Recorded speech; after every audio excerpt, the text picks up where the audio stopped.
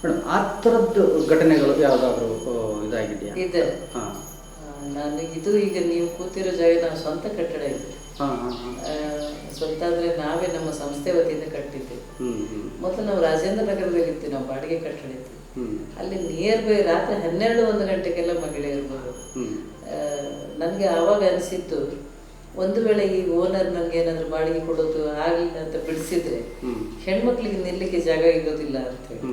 ಆಗ ನಾನು ವಿಚಾರ ಮಾಡಿದ್ದೆ, ಇದು ಸ್ವಂತ ಕಟ್ಟಡ ಕಟ್ಟಬೇಕು ಅಂತೇಳಿ. ಇಲ್ಲಿ ಉಳ್ಕೊಳ್ಳೋದು ಕೂಡ ವ್ಯವಸ್ಥೆ ಕೊಡ್ತೀವಿ ನಾವು.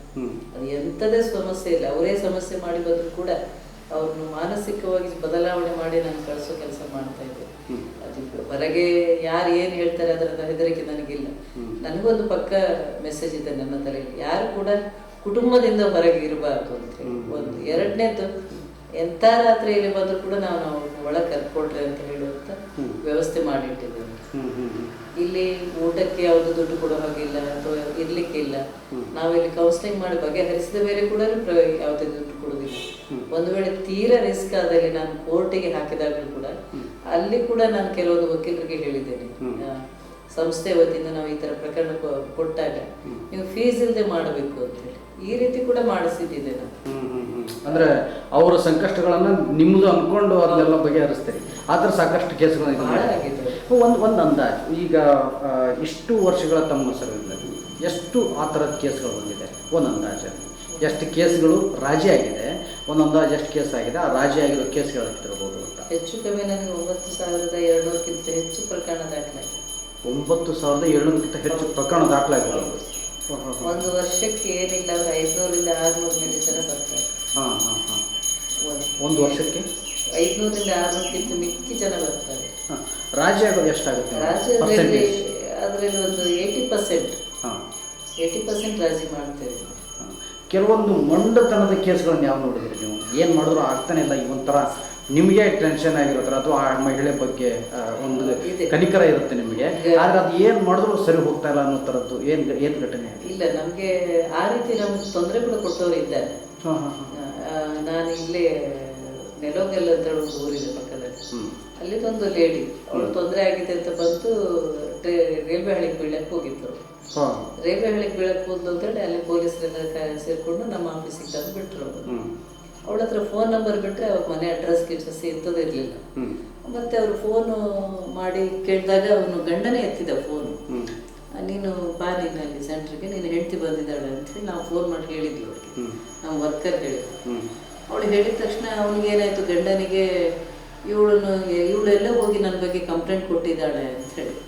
ಕಂಪ್ಲೇಂಟ್ ಕೊಟ್ಟಿದ್ದಾಳೆ ಅಂತ ಆದಾಗ ಅವನು ಅಕ್ಕಪಕ್ಕ ತನ್ನ ಫ್ರೆಂಡ್ಸ್ಗೆಲ್ಲ ಹೇಳಿದ್ದಾನೆ. ಆಗ ಟಿವಿಯಲ್ಲಿ ಒಂದು ಧಾರಾವಾಹಿ ಬರ್ತಿತ್ತು, ಬದುಕು ಜಟಕಾ ಬಂಡಿ. ಹಾಂ, ಶೋರ್. ಅಲ್ಲಿ ಜನ ಹೇಳಿದ್ದಾರೆ, ಆಯಿತು ನಿನ್ನ ಹೆಂಡತಿ ಬದುಕು ಜಟಕಾ ಬಂಡಿಗೆ ಹೋಗಿದ್ದಾಳೆ, ನಿನ್ನ ಮೇಲೆ ದೊಡ್ಡ ಕಂಪ್ಲೇಂಟ್ಸ್ ಆಗಿದೆ ಅಂತ. ಅವನು ಅದಕ್ಕೆ ಹೆದರಿ ಸುಸೈಡ್ ಮಾಡ್ಕೊಂಡ್ಬಿಟ್ಟು ಡೆತ್ತು ಆದ. ನಮ್ಗದು ಏನಕ್ಕೆ ಅವ್ನು ಡೆತ್ ಆಯ್ತಾ, ಯಾವಾಗ ಸುಸೈಡ್ ಮಾಡ್ಕೊಂಡು ನಮ್ಗೇನು ಗೊತ್ತಿಲ್ಲ. ನೆಕ್ಸ್ಟ್ ಮತ್ತೊಮ್ಮೆ ಬೆಳಗ್ಗೆ ಫೋನ್ ಮಾಡಿದ್ವಿ ನಾವು, ಯಾಕೆ ಬರ್ತಾ ಇಲ್ಲ ಅಂತ. ಅವ್ರ ತಂಗಿ ಫೋನ್ ರಿಸೀವ್ ಮಾಡಿದ್ರು. ಯಾಕೆ ಮಾಡಿದ್ರಿ ನೀವು ಫೋನ್ ಅಂತ? ಇಲ್ಲ, ನಿನ್ನ ಹೆಂಡತಿ ಯಾರೋ ನಿನ್ನೆ ಹೆಂಡತಿ ಬಂದಿದ್ದಾಳೆ ಕಂಪ್ಲೇಂಟ್ ಕೊಡೋಕ್ಕೆ ಅಂತ ನಾವು ನಿನ್ನೆ ಅವ್ರ ಗಂಡನಿಗೆ ಹೇಳಿದ್ವಿ. ಇದು ಯಾರು ಫೋನ್ ರಿಸೀವ್ ಮಾಡಿದ್ದು ಅಂತ ಕೇಳಿ ಸುಮಾರು 500 ಜನ ನಮ್ಮ ಆಫೀಸಿಗೆ ಅಟ್ಯಾಕ್ ಮಾಡಿದ್ರು. ಅದೊಂದೇ ಕಾಲ್ನಿಂದ ನಮ್ಮ ಆಫೀಸಿಗೆ ಅಟ್ಯಾಕ್ ಮಾಡಿದಷ್ಟೇ ಅಲ್ಲದೆ ನಾವೆಲ್ಲರೂ ಭಾಳ ಚೆನ್ನಾಗಿ ಮಾತಾಡಿದ್ದೇವೆ. ಮತ್ತು ಅವ್ರಿಗೆ ಗೊತ್ತಾಗಲಿ ಅಂತ ಒಂದು ಪತ್ರ ಕೂಡ ಬರ್ತಿದ್ವಿ. ನಮ್ಮ ಬಗ್ಗೆ ಏನು ಮಾತು ಬಂತಂತಂದ್ರೆ ಎಲ್ಲ ಕಡೆ ಇಲ್ಲ, ಅಲ್ಲಿ ಹೋದ ತಕ್ಷಣ ಅವನಿಗೆ ಭಾಳ ಕೆಟ್ಟದಾಗಿ ಬೈದಿದ್ರು. ಅವ್ರು ಬಂದಿರಲೇ ಇಲ್ಲ, ಅವ್ರು ನಮ್ಮ ಹತ್ರ ಬಂದೇ ಇಲ್ಲ. ಅವರು ಬರದೇ ಇದ್ದಾಗಲೂ ನಮ್ಗೆ ಆರೋಪ ಹಾಕಿ ನಾವು ಕಡೆಗೆ ಹೇಳಿದ್ವಿ. ನಮ್ಮ ಹತ್ರ ದುಡ್ಡು ಹೇಳಿಕೆ ಬಂದರು, ಬಾಡಿ ಇಟ್ಟು ಬ್ಲ್ಯಾಕ್ ಮೇಲ್. ಆಗ ಹೇಳಿದ್ವಿ ನಾವು. ನಾನೇ ನನ್ನ ಜಾಗದಲ್ಲಿ, ನಾನು ಅವತ್ತು ಊರಲ್ಲಿ ಇರಲಿಲ್ಲ, ಮತ್ತೆ ನಮ್ಮೂರಿಗೆ ಹೋಗಿದ್ದೆ. ನಾನು ಬಂದು ಅವತ್ತು ರಾತ್ರಿ 9 ಗಂಟೆ ನಾನು ಹೇಳಿದೆ, ಬಾಡಿ ನಮ್ಮ ಆಫೀಸ್ ಮುಂದೆ ಇಟ್ಟೆ, ಅದನ್ನು ಹೂಡೋದು ಅದರ ಅಂತ್ಯಕ್ರಿಯೆ ಮಾಡೋದೆಲ್ಲ ಜವಾಬ್ದಾರಿ ನಂದು. ಆದರೆ ಅದನ್ನು ಬಾಡಿನ ಇವತ್ತು ತಗೊಂಡ್ಮೇಲೆ ಇನ್ನು ಮೇಲೆ ಅವರ ರಿಲೇಷನ್ ಅಂತ ಯಾರು ಬರೋ ಹಾಗಿಲ್ಲ ನೀವು ಅಂತ ಹೇಳಿದ ಮೇಲೆ ಆ ಬಾಡಿ ತಗೊಂಡು ಹೋದ್ರು. ನಮಗೆ ಆ ವಿಷಯದಲ್ಲಿ ಬೇಜಾರಿದೆ. ಇವಳು ಮೆಂಟಲಿ ಅಬ್ನಾರ್ಮಲ್ ಇದ್ಲೆ ಹೆಂಡತಿ ಅವರು. ಈಗಲೂ ಹಾವೇರಿಯಲ್ಲಿ ಅಲ್ಲಿ ತಿರ್ಗಾಡ್ತಿರ್ತಾಳೆ. ಮೆಂಟಲಿ ಡಿಸ್ಟರ್ಬ್ಡ್ ಇದ್ಲು ಅವಳು. ಅವಳಿಗೆ ತಿಳಿಸಿ ಹೇಳೋದು ಕೂಡ ಭಾರಿ ಕಷ್ಟ ಆಗಿತ್ತು ನಮಗೆ. ಆಗ DC ಶ್ರೀವರ್ ಸಾಹೇಬ್ರಿದ್ರು. ಅವಳನ್ನ ಮನೆಗೆ ಕಳಿಸ್ಲಿಕ್ಕೂ ಕೂಡ ತೊಂದರೆ ಆಯ್ತು ನಮಗೆ. ಕಡೆಗೆ ಎಲಗಚ್ಚಿ ಎಲ್ಲ ಅವಳದು ಮನೆ, ಅವಳ ಮಾವನ ಮನೆಗೆ ಬಿಟ್ಟು ಬಂದು ಅಲ್ಲಿ ಕೂಡ ಮನೆಯಲ್ಲಿ ಅವಳು ಯಾರು ಇಟ್ಕೊಳಿತಾ ಇರಲಿಲ್ಲ. ನಾವೇ ಅಲ್ಲಿ ಊರು ಹಿರಿಯರ ಕಡೆಯಿಂದ ಒಂದು ಶೆಡ್ ಹಾಕಿಸಿ ಆ ಶೆಡ್ಡಲ್ಲಿ ಅವಳು ಬಿಟ್ಟು ಬಂದಿದ್ವಿ. ಈ ಪ್ರಕರಣದಲ್ಲಿ ಮಾನಸಿಕವಾಗಿ ನಮ್ಗೆ ಬಹಳ ತೊಂದರೆ ಆಯಿತು. ಒಂದು ಸಣ್ಣ ಪಾಪು ಇತ್ತು, ಅವಳು 5 ತಿಂಗಳ ಪ್ರೆಗ್ನೆನ್ಸಿ ಬೇರೆ, ತಾಯಿ. ಎರಡನೇದು ಅವ್ನ ಗಂಡ ಡೆತ್ ಆಗ್ಬಿಟ್ಟ. ಪ್ರಾಪರ್ಟಿ ಮೇಂಟೆನೆನ್ಸ್ ಅದೆಲ್ಲ ಎರಡನೇದು. ಮನುಷ್ಯನಿಗೆ ಮನುಷ್ಯ ಸಾಥ್ ಇಲ್ದಂಗೆ ಆಗ್ಬಿಡ್ತು ಆ ವಿಷಯದಲ್ಲಿ.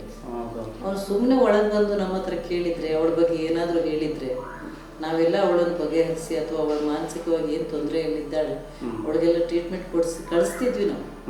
ನಮಗಿದು ಯಾವುದರಲ್ಲೂ ಪರಿಚಯ ಇಲ್ಲ. ಅವ್ನು ತನ್ನ ಫ್ರೆಂಡ್ಸ್ ಎಲ್ಲ ಮಾತಾಡಿದ್ದನ್ನ ಕೇಳಿ ನಮ್ಮ ಆಫೀಸ್ ಒಳಗಡೆ ಬರಲಿಲ್ಲ.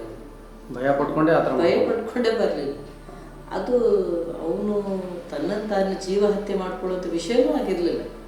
ಅವಳು ತುಂಬ ತೊಂದರೆ ಕೊಡ್ತಾಳೆ ತನಗೆ ಅಂತ ಹೇಳೋದು ನಮ್ಮ ಹತ್ರ ಸಣ್ಣದಾಗಿ ಹೇಳ್ಬಿಟ್ಟಿದ್ರೆ ಮುಗಿದೋದು. ಅಲ್ಲ, ಫಸ್ಟ್ ಆಫ್ ಆಲ್ ಇಲ್ಲಿ ಬಂದಿದ್ದೇವೆ ಅಂತಂದ್ರೆ ಆ ಮಹಿಳೆಯರು ಇಲ್ಲಿ ಏನಾದ್ರು ಬಂದ್ರೆ ಆ ಸಮಸ್ಯೆನ ಬಗೆಹರಿಸ್ಕೊಳ್ಳೋದಕ್ಕೆ ಬರ್ತಾರೆ ಹೊರತು ಏನೋ ಅವ್ನ ಗಂಡನ್ನ ಇದು ಮಾಡಿಸ್ಬೇಕು, ಹಂಗೆ ಮಾಡಿಸ್ಬೇಕು, ಹಿಂಗೆ ಮಾಡಿಸ್ಬೇಕು ಅಂತ ಅಲ್ಲ. ಇಲ್ಲ, ಅದು ಯಾರು ನಂಬೇಡ್ರಿ. ನಾನು ಎಲ್ಲರಿಗೂ ಹೇಳೋದು ಅದೊಂದೇ, ನಾವು ಬಂದ ತಕ್ಷಣ ಹೆಣ್ಮಕ್ಳು ಅವಳದೇ ಸತ್ಯ ಅಂತ ನಾವು ಯಾರು ನಂಬೋದಿಲ್ಲ. ನಾವು ಮತ್ತೆ ಗಂಡಿನ ಕಡೆಯವ್ರನ್ನ ಕರೆಸ್ತೇವೆ, ಗಂಡ್ಮಗನ್ನು ಕರೆಸ್ತೇವೆ. ನಿನಗೇನಾಗಿತ್ತು ತೊಂದರೆ ಅಂತ ನಾವು ಮಾತಾಡಿಸ್ತೇವೆ. ಅವನು ತನ್ನ ಮಾತುಗಳನ್ನು ಹೇಳಿದ್ಮೇಲೆ ಎರಡನ್ನೂ ಮ್ಯಾಚ್ ಮಾಡಿ ನಾವು ಒಂದು ಕೌನ್ಸಿಲಿಂಗ್ ಇಡ್ತೇವೆ. ಆಗ ಇಡೀ ಊರವ್ರನ್ನ ಕರೆಸ್ತೇವೆ ನಾವು. ಕನಿಷ್ಠ ಒಂದು 6 ರಿಂದ 7 ಜನ ಒಂದೊಂದು ಹಳ್ಳಿಯವರು ಬರ್ತಾರೆ. 20 ರಿಂದ 22 ಜನ ಕುತ್ಕೊಂಡು ಒಂದು ಕೌನ್ಸಿಲಿಂಗ್ ಮಾಡ್ತೇವೆ ನಾವು. ಇದು ಕೌನ್ಸಿಲಿಂಗ್ ಇದೆಲ್ಲ ಒಂದು ಮೆಸೇಜ್ ಪಾಸ್ ಮಾಡುತ್ತೆ. ನೋಡಿ, ಯಾರು ತಪ್ಪಾಗಿದೆ ಅದನ್ನ ಇಟ್ಬಿಡ್ರಿ. ಯಾರು ದ್ವೇಷ ಹಾಗೆ ಸಾಧಿಸೋದು ಬೇಡ. ನಿಮ್ಮ ಕುಟುಂಬನೇ ನೀವು ಜೋಪಾನ ಹಿಡಿ ಅಂತ ಒಂದು ಮೆಸೇಜ್ ಪಾಸ್ ಮಾಡ್ಲಿಕ್ಕೆ ನಾವು ಇದನ್ನ ಮಾಡೋದು. ಆಲ್ಮೋಸ್ಟ್ ಒಂದಾಗಿದಾವೆ ಮೇಡಮ್, ಬಹಳಷ್ಟು ಒಂದಾಗ್ತದೆ. ನಾವು ಈ ವಾರದಲ್ಲಿ 12 ಕೇಸ್ ಮನೆ ಕಳಿಸಿದ್ದೀವಿ. ಒಂದು ವಾರ ಹೊಂದ್ಕೊಂಡು ಹೋಗಿದ್ದಾರೆ. ಹೊಂದ್ಕೊಂಡು ಹೋಗ್ತಾರೆ. ನಾವು ಮತ್ತೆ ಅವ್ರನ್ನ ಕರೆಸ್ತೇವೆ, ವಾರ ಕರೆಸ್ತೇವೆ ನಾವು. ಅಂದ್ರೆ ಈಗ ನೀವು ರಾಜಿ ಮಾಡಿಸಿ ಅವ್ರನ್ನ ಊರಿನ ಮುಖಾಂತರನೋ ಅಥವಾ ಹಿರಿಯರ ಮುಖಾಂತರನೋ ಅಥವಾ ನಿಮ್ಮ ಕೌನ್ಸಿಲಿಂಗ್ ಮಾಡಿ ರಾಜಿ ಮಾಡಿಸ್ತೀರಿ. ಮಾಡಿಸಿ ಮುಗಿತಾ ಅಲ್ಲಿಗೆ ಕೈ ಬಿಟ್ಕೊಡ್ತೀರಾ ಅಥವಾ ಅವ್ರದ್ದು ಮುಂದೆ ಹೆಂಗೆ ಹೊಂದ್ಕೊಂಡಿದ್ದಾರೋ ಇಲ್ಲೋ ಅಂತ ಹೆಂಗೆ ಗೊತ್ತಾಗುತ್ತೆ? ಅದನ್ನ ರಾಜಿ ಮಾಡಿ ಮನೆ ಕಳಿಸಿದ್ಮೇಲೆ ಅವ್ರಿಗೊಂದು ವಾರ ಫಿಕ್ಸ್ ಮಾಡ್ತೀವಿ. ಸೋಮವಾರನೋ ಮಂಗಳವಾರನೋ ಅವ್ರು ಬರ್ಬೇಕು. ಆ ದಿನ ಬಂದು ಒಂದು ಆತ್ಮೀಯವಾದ ಮಾತು ಮಾತಾಡ್ತೇವೆ ನಾವು. ಇಲ್ಲಿ ಇದಕ್ಕಿಂತ ಮುಂಚೆ ಹೇಗಿದ್ರಿ, ಈಗ ಹೇಗಿದ್ದೀರಿ ಅಂತ ಅವ್ರಿಗೊಂದು ವಾತಾವರಣ ಕ್ರಿಯೇಟ್ ಮಾಡೋವರೆಗೆ ಅವ್ರಿಗೆ ಮಾತಾಡ್ತೇವೆ. ಮತ್ತೆ ಇಬ್ಬರಲ್ಲೂ ಪರ್ಸನಲ್ ಕೌನ್ಸಿಲಿಂಗ್ ಮಾಡಿಸ್ತೇವೆ. ನೋಡಿ, ಯಾರ್ದು ತಪ್ಪಿತ್ತು, ಯಾರು ಸರಿ ಇದ್ರೆ ಸರಿ ಹೋಗ್ತಿತ್ತು, ಆ ಒಂದು ಸಣ್ಣ ವಿಷಯನ ಅವ್ರ ಗಮನಕ್ಕೆ ತರ್ತೇವೆ. ಮೋಸ್ಟ್ಲಿ ಅದು 2-3 ಸಿಟ್ಟಿಂಗಲ್ಲಿ ಮತ್ತೆ ಕ್ಲಿಯರ್ ಆಗಿರುತ್ತೆ. ಹಾಗೆ 1-2 ತಿಂಗಳು ನಾವು ಅವ್ರ ಮೇಲೆ ಫಾಲೋ ಅಪ್ ಮಾಡ್ತೇವೆ.